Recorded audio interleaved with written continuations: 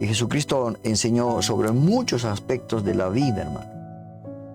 Jesucristo fue el maestro de los maestros durante su corto tiempo de 3 años de ministerio acá en la tierra. Muy corto tiempo. Y estas enseñanzas podemos encontrar en los evangelios, en los 4 evangelios, ¿no? De Mateo, Marcos, Lucas y Juan. Todo esto. Fueron muchos los temas importantes sobre los que Jesús habló en estos evangelios. Y vamos a ver ahora acerca de las enseñanzas que nos dejó el Señor y que es importante para nosotros ponerlas en práctica. No, esto es importante. El apóstol Santiago dice, no sean oidores de la palabra, no sean tan solo oidores, sino hacedores, engañándonos a vosotros mismos. Claro, cuando uno escucha la palabra y no es hacedor, entonces es como que no hubiera escuchado, ¿no? Se engaña a sí mismo. Entonces, el Señor dejó enseñanzas muy importantes. Y estas enseñanzas tienen que estar en nuestra vida, hermano. Porque si no lo están, estas enseñanzas, entonces, no sé por qué, ¿cuál es el sentido de nuestra vida? ¿Cuál es el sentido para nuestra vida? Primeramente, el Señor nos dejó una especial, enseñanza, que es amar a Dios de todo corazón. Amar a Dios de todo corazón. Con todo el alma, con toda la mente, con todas las fuerzas. Dice, ese es el primer mandamiento y el más importante. Esto está en Deuteronomio capítulo 6, verso 5. Amar a Dios con todo el corazón, con todo el alma, con toda la mente, con todas las fuerzas. Es el primer mandamiento y el más importante. Por eso, como primera enseñanza, el Señor dijo que debemos de amar a Dios. Jesús recordó, hermanos, ese mandamiento de Deuteronomio en Marcos, el capítulo 12, versos 29 al 30. Al hablar con un maestro de la ley, ¿no? Con Nicodemo. Con un maestro de la ley. Y enfatizó su importancia en varias ocasiones. La importancia de amar a Dios. Tal como enseñó Jesús, el amor de Dios debe ser lo que impulsa la vida de sus seguidores. Yo lo sigo porque amo a Dios. Yo sigo este camino porque amo a Dios. Yo perdono a esta persona porque amo a Dios. ¿Verdad? Recibimos el amor de Dios y somos transformados cuando aceptamos a Cristo en nuestro corazón. Pero al corresponder su amor, no debemos hacerlo a medias o con tibieza, ¿no? O amamos o amamos. No podemos decir, a este lo amo, pero a este no. A mi amigo amo, a mi enemigo lo odio. No. Tiene que ser o blanco o negro, no a medias. Todo nuestro ser debe rebosar de amor, hermanos queridos, para con el Señor Dios Todopoderoso. Y hay muchas canciones, temas que se han escrito, ¿no? Demostrando, hablando del amor hacia Dios, hacia Jesucristo, ¿no? ¿No es cierto? Jesucristo nos amó tanto, Dios nos amó tanto, ¿no? Que entregó a su Hijo por nuestro perdón y salvación. Dice, de tal manera, ese versículo tan famoso, ¿no? De tal manera Dios amó al mundo que entregó a su Hijo. ¿Verdad? Y Jesús nos, este amor, de Dios es o debe ser increíblemente fuerte. Debemos de amar, como dice Deuteronomio, con todo nuestro ser, alma, cuerpo y espíritu. Y no debe depender de nuestros sentimientos y de nuestras circunstancias. Y cuando las cosas nos van bien, sí amamos a Dios. Cuando nos va mal, no queremos saber. No, eso no tiene que depender de las circunstancias, hermano. Está basado ese amor de Dios hacia nosotros en que Dios nos amó primero a nosotros. ¿Y cómo lo demostró? Enviando a su Hijo Jesucristo, para que podamos tener vida eterna por medio de Él. En Juan 14:15, Jesús enseñó que mostramos ese tipo de amor por Dios a través de nuestra obediencia. ¿Y qué dice?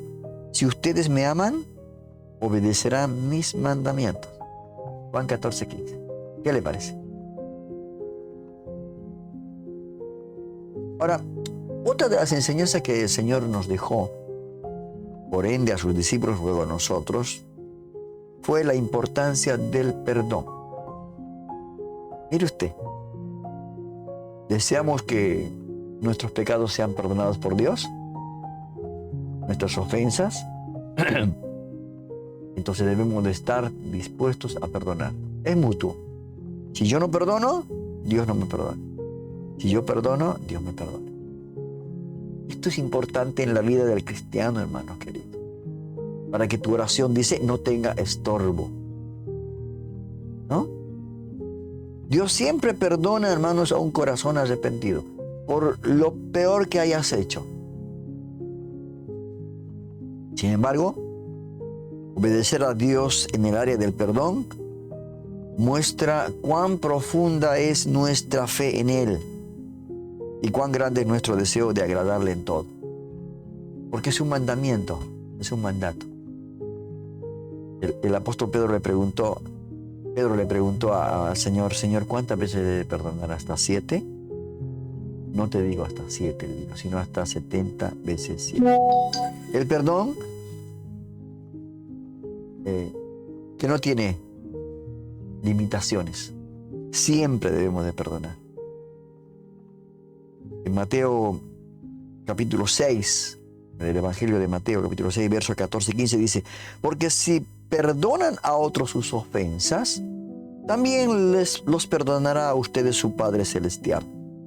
Pero si no perdonan a otros sus ofensas, tampoco su Padre les perdonará a ustedes las suyas. ¿Qué tal? No hay manera, ¿no?, de escapar de esto. En una ocasión, como les comentaba, ¿no?, Pedro le preguntó. El Señor le dijo, no, siempre tenés que perdonar. Y vemos que Jesús habló en este caso del perdón como algo que debemos estar dispuestos a dar siempre en esta conversación con Pedro. Nos muestra eso, ¿no? Ahora, no es fácil. Alguien que te hizo daño, que te arruinó la vida, no es fácil. Pero Dios nos llama a hacerlo por nuestro propio bien. Antes que de la otra persona, ¿no es cierto? Nuestro propio bien. Cuando yo perdono, me libero. Me sano. ¿Verdad? Lo más importante es que si perdonamos, la otra condición es que Dios también nos perdonará. Esto es algo que quizás muchos lo pasamos de largo, ¿no? No queremos entender. Queremos solamente entender la primera parte. Dios tiene que perdonar. Dios me va a perdonar. ¿Y lo otro? También es importante. Pero hay otro beneficio cuando perdonamos. Y este beneficio es el más importante. Porque nos liberamos, hermanos queridos, de la amargura y del rencor. Esto quiere decir que no dejamos que la otra persona tenga poder sobre nuestras emociones o reacciones. Por eso el perdón es liberador. Y Dios desea que vivamos libres de toda atadura. ¿Entendió? Es importante, por eso el perdón. Una de las enseñanzas vitales también. Otra de las enseñanzas que el Señor nos dejó a través de su palabra, ¿no?, para que podamos aplicar en nuestras vidas y que va a ser de beneficio, es que quien quiera ser grande en el reino de Dios, ¿cuál es la condición? Debe servir a otros. Mire usted, hermano, lo que el Señor dijo, ¿no? Yo no vine a ser servido. Yo vine a servir y dar la vida por muchos. Muchas veces las enseñanzas de Jesús parecen chocar, ¿no?, con lo que la sociedad dice. Por lo general, el ser humano desea reconocimiento, grandeza, pero el que recibe a Jesús en su corazón, hermanos, el que quiere ser su discípulo, debe vivir conforme a sus enseñanzas. Por eso dejó esta enseñanza, de que el que quiere ser grande en el reino de Dios, debe servir a otros. Jesús claramente enseñó a sus discípulos, aquellos que querían estar de estar cerca, unos sentados a su derecha, otros a su izquierda. Les explicó muy claramente, ¿no? Entonces, les dijo el Señor: cualquiera que desea ser el primero, grande o importante, debe ser el último de todos y el servidor de todos. Marcos 9:35. Subráyelo. Debe ser el último de todos y el servidor de todos. ¿Quién quiere ser así? Todos queremos reconocimiento, ¿no es cierto? Grandeza. Hermanos, con Jesús, el liderazgo que uno quiere tener con Jesús está basado en la humildad y el servicio. Humildad y servicio. Ya en el anterior programa vimos lo que era la humildad, ¿no? La necesidad de tener realmente hijos humildes, siervos humildes, ¿no? Y Jesús fue el primero en dar ejemplo. Ahí tenemos el concepto de humildad, ¿no?, en Filipenses, capítulo 2. Y antes de la última cena con sus discípulos, Jesús les lavó los pies a sus discípulos. No como un ritual que después iba a ser legalismo. No, por el contrario, dando ejemplo de servicio. Esto está en Juan 13, ¿no?, si usted quiere buscarlo y leerlo.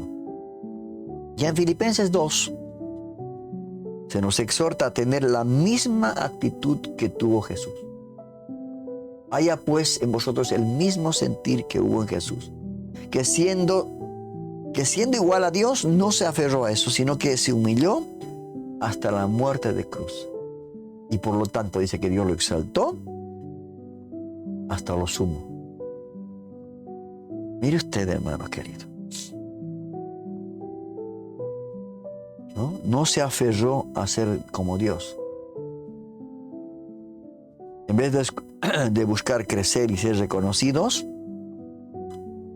Jesús nos mostró que somos realmente grandes cuando servimos a Dios y a los demás de todo corazón. Eso es la grandeza, eso es lo que a Dios le agrada, el servicio, no que el que me sirva. ¿Usted ve eso en la iglesia, donde usted se congrega? Si ve esto, es que realmente se está siguiendo las enseñanzas de nuestro Maestro. Y si no, se está siguiendo el modelo del mundo.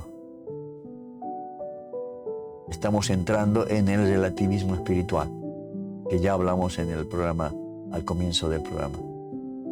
Perdón la redundancia. Otra de las enseñanzas que el Señor nos dejó es la importancia de orar al Padre. Nosotros orar a Dios, orar, conversar con Él. Jesús, siendo aún Dios encarnado, siendo Dios, dio mucha importancia a la oración. Por eso Él decía en una oportunidad a sus discípulos, ¿no? Orad y velad para que no caigáis en tentación. Porque a la verdad, dice, el espíritu está predispuesto, pero la carne es débil. El Señor dio mucha importancia a la oración y a pasar tiempo en la presencia de Dios. Reconozco ante Dios que me falta mucho de esto. Y que es importante pasar un tiempo así como paso el tiempo cuando estoy mirando una película, cuando estoy escuchando un tema musical o cuando estoy charlando con mis amigos, seres queridos. No. Pasar un tiempo en la presencia de Dios. En muchas ocasiones, ¿no? Os dice la Biblia, Jesús se levantaba muy temprano en la mañana para tener un tiempo a solas con el Padre. Qué tremenda, hermano. También hubo ocasiones en las que se apartó de sus discípulos y de las multitudes para ir a descansar y a orar. Es importante, ¿no? Que cuando uno se separa un tiempo, quizás del ajetreo de todos los días, separa un tiempo para orar, para conversar con Dios. Porque orar significa conversar con Dios, ¿no es cierto? Jesucristo vino a la tierra como ser humano. Y aunque no dejó de ser Dios, sí eligió tener las mismas necesidades y sentimientos como todo ser humano, ¿no? Él se cansó, se fatigó, tuvo hambre, tuvo sed. Por eso él experimentó la necesidad de buscar la dirección y compañía del Padre en todo momento a través de la oración. Necesitaba orar porque sabía que cada mañana le esperaba un arduo trabajo espiritual. Muchas veces no es fácil entender esta dimensión de Jesús. A veces no podemos entender y quizás somos muy flojos para la oración. Por eso también somos débiles para soportar la tentación. ¿Verdad? Pero esta es la razón, hermanos, por el que Jesús daba prioridad a pasar tiempo con el Padre, para que no entremos en tentación. Orad para que no entréis en tentación, porque el espíritu está predispuesto, pero la carne es débil. Cuando oramos, la carne crece, se agranda y somos vulnerables a los dardos del enemigo. Este es el gran problema, hermano, por la importancia de la oración. Vamos a tratar en otro tema, en otro programa también, la importancia de la oración. ¿Por qué es importante? ¿Por qué no es solamente un rito? ¿Verdad? Hablar con el Padre. En la Biblia encontramos varias ocasiones, ¿no? En que Jesús, algunas muy cortas, otras más extensas, donde Jesús oraba al Padre. Una de las oraciones extensas de sus oraciones de Jesús fue en Juan 17, ¿no? Cuando Jesús oró por sí mismo, oró por sus discípulos y por todos los que hemos creído después de él, ¿no? Una oración extensa. Es que hay el porqué de orar. No solamente oración personal, sino oración por los demás, por la familia, por la congregación, por el mundo entero, por cada gobernante. O sea, es extensa la oración, en todo sentido, ¿no? Y también otra oración extensa, el Padre Nuestro, la oración del Padre Nuestro. Hermanos, debemos entender que cuando oramos, al orar, al hablar con Dios, nuestro espíritu se fortalece. Por eso debemos dar importancia a la oración. Debemos dar la importancia que la oración merece. No como cualquier actividad, que bueno, hay que hacerla, porque sí. No. Es importante. ¿Querés vivir una vida victoriosa? Ora. Es importante la oración.